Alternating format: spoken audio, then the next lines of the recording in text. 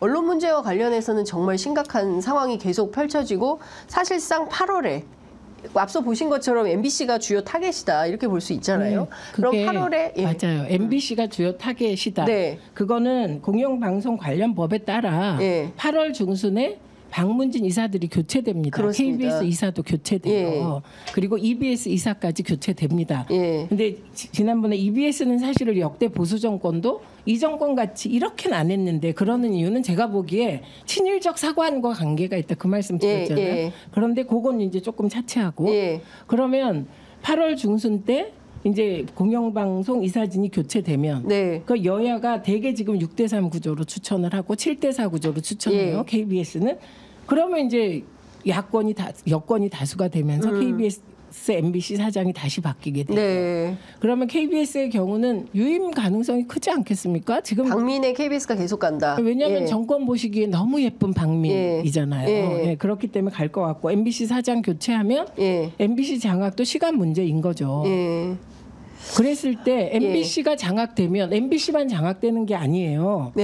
그나마 MBC가 비판 언론의 기능을 하고 있기 때문에 같이 기능을 해주는 방송과 언론들이 있어요.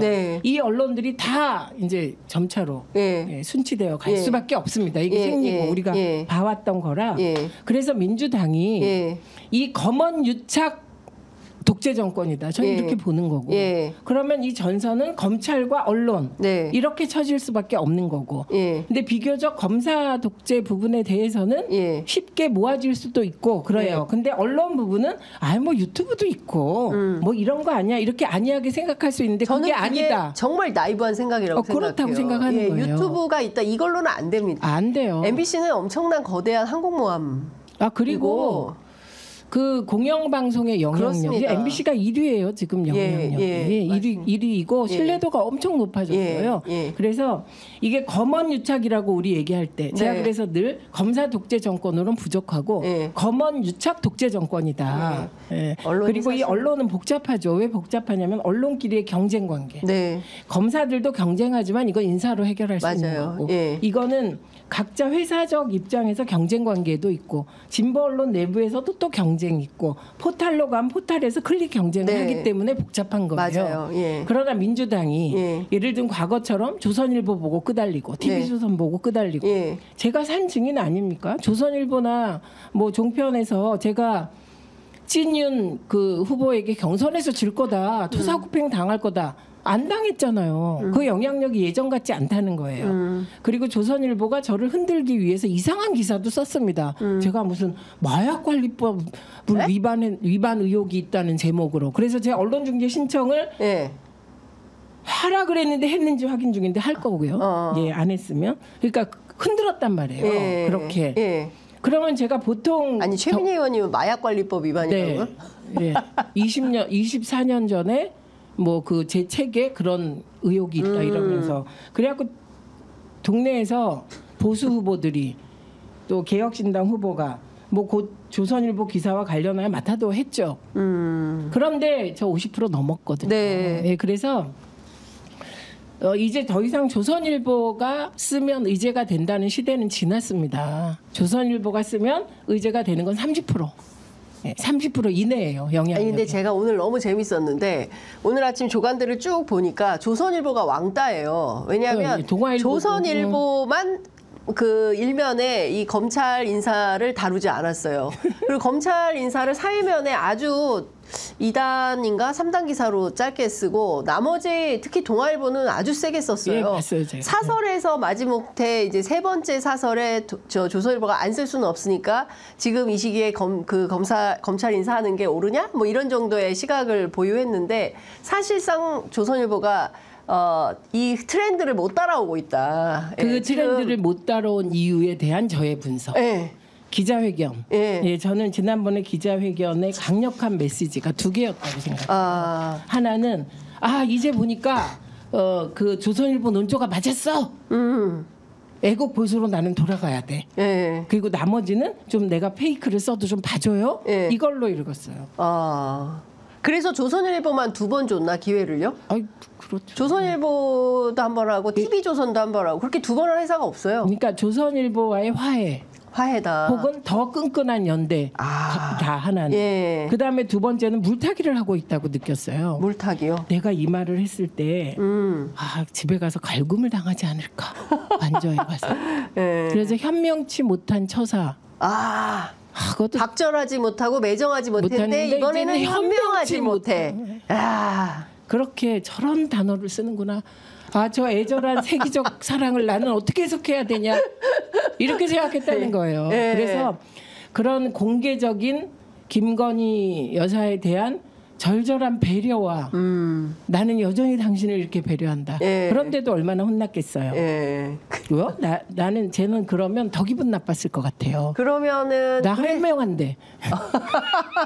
나 현명한데 나한테 현명하지 못하다고 했어. 현명치 못한 처사라고? 더 화가 났을 수 있다. 화날 것 같아요. 왜냐면 우아한 말로 하면 더 화나니까. 그러면 이번 인사는 사실상 김건희 여사 수사하지 말라는 건데 그렇죠. 그분의 뜻도 반영됐어요. 저는 잠깐 그 얘기가 나왔는데 기자회견 끝나고 시끄러웠다. 맞아요. 관저 주변이 시끄러웠다. 용산이 시끄러웠다. 이런 얘기 나왔잖아요. 그래서 저는 그 얘기를 들었어요. 그날 오후에 그 난리가 나가지고 참모 교체한다더라 이런 소문이 잠깐 기자들 사이에 돌았습니다. 그렇죠. 그러니까 그에 대한 강력한 답변으로 무슨 일이 있어도 당신은 보호할게. 이거라는 거죠. 그래서 제가 세기의 사랑이라고 말하지 않습니까? 이게 대한민국을 넘어 전 세계적으로 이런 일이 있습니까? 그러니까요. 지금 정말 심각한 상황입니다. 그래서 지금 우리가 하는 얘기는 근데 중요한 건 우리가 윤석열 대통령의 본질은 바뀌지 않는다. 제가 수십 번 말씀을 드렸어요. 그런데 늘 기자회견을 할 때마다 영수회담을 할 때마다 우리 주변에도 혹시 하는 마음을 가져요. 혹시 없어요. 역시고 본질을 바뀌지 않아요. 그러니까 중요한 포인트는 이런 거 같습니다. 민주당의 대응이 중요하다. 맞습니다. 그러니까 핵심은 민주당의 역할인 것 같아요. 그러니까 민주당 내부에서 분열하거나 전선을 흐트러뜨리거나 이러면 안 되고 단일 대우로 형성해서 검찰과 언론의 일종의 그 잘못된 그릇된 행태에 대해서 세게 꾸짖고 비판하면서 전국을 리드해 가야 된다. 그렇죠. 그러지 않으면 지금 뭐 정말 열심히 국민들께서 선거 참여해서 범야권 192석이라는 엄청난 선거 결과를 만들어줬음에도 불구하고 또 민주당 내부에서 막 자기들끼리 또 막 싸우고 이러느라고 전선이 흐트러지고 지금 뭐 하는 거야 이러다가 또 막 지지율이 하락하고 이럴 수가 있다. 그러니까 굉장히 위중한 순간을 지금 민주당이 보내고 있다. 이렇게 봐야겠네요. 그러니까 그건 언제부터 평가를 민주당이 공유해야 되냐면 이해찬 대표가 180석을 만들고 그만두시고 이낙연 체제가 됐을 때 이걸 정말 반대로 정권 교체를 당한 거에 대해서 반대로 입장을 얘기하더라고요. 그러니까 뭐냐면 180석 가지고 전행을 휘두르다가 추윤 갈등으로 윤석열이 대통령 됐다. 이런 시각이 있더라고요. 동의하지 않습니다. 왜냐하면 그 시각은 보수가 갖고 있는 시각인데 보수 30%가 민주당 안 찍거든요. 그런데 나머지 대다수 국민은 대통령 몰아줘, 지방 권력 몰아줘, 그리고 180석 줬어. 이 체제에서 니네가 개혁도 확실히 못하고 민생도 확실히 못 챙기고 이런 거 아니야? 맞습니다. 그런 비판이 많았습니다. 이걸로 정권교체 당한 거예요. 그러니까 180석으로 거대 야당이 횡포를 부려서 정권 교체된 게 아니에요. 180석으로 국민에게 야당 정치의 효능감을 못 줬기 때문에 실패한 거예요. 맞습니다. 이거를 공유하는 게 첫 번째다. 이렇게 보고요. 그걸 공유하면 당연히 지금 해야 될 일은 너무 명백한 거죠. 그리고 제3의 길 없습니다. 그러니까 제3의 길은 없어요. 지금 현재. 최상병 특검? 대통령이 거부권 행사하냐 안 하냐만 있는 거예요. 맞습니다. 그러면 22대 국회에서 민주당이 즉각 발의해서 즉각 통과시키냐 안 하냐만 있는 거예요.